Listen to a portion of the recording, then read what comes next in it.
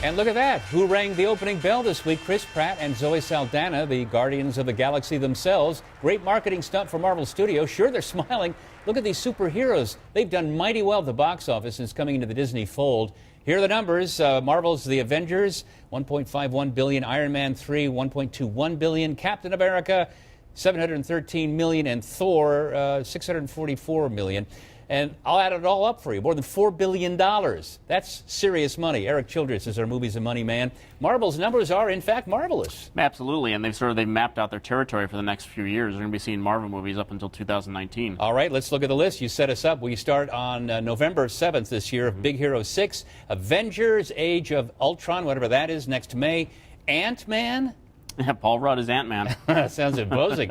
A year from now, and then Captain America 3 in May of 2016. Right. Well, Avengers is probably going to be the biggest film of next year, actually. You know, that and Star Wars. Those are the two big films for next year. But you look at Marvel's schedule, they have movies past 2016 that they don't even know what they're making yet. They have 3 movies coming out in 2017, 3 in 2018, and 1 already scheduled for 2019. They're not even sure what they're going to fill with those slots. But it's like the quarter on the video game, you know, everyone's sort of mapping out their territory, saying, my game is next. They're basically telling everyone, you know, get out of our way because we're putting our movie here. Yeah, they better make it with all that investment. Certainly. Let's take a look at the box office from this past weekend. Number 1 was Lucy, 43.8. Hercules, about 30 million.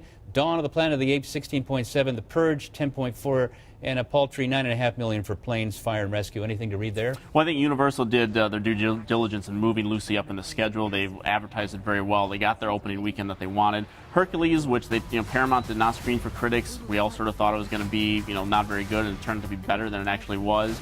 Everyone sort of pegged it as the bomb of the summer, but it turned out not to be that way. All right, opening up tomorrow, 2 movies. Let's first look at Marvel's $170 million Guardians of the Galaxy. Yeah, this is sort of the biggest risk that they've had probably since maybe the first Iron Man, but they got away with that because they had Robert Downey Jr. in that, and it sort of drew in the the non-comic book fans who weren't maybe not as familiar with that property. Here you have even more of a case where people aren't even familiar who the names of the characters are. This isn't like a Spider-Man or a Batman. They have to draw in the non-comic book fans to get their profit back. Yeah, the core audience is excited. You need to get the broader audience. Absolutely. So, movie any good?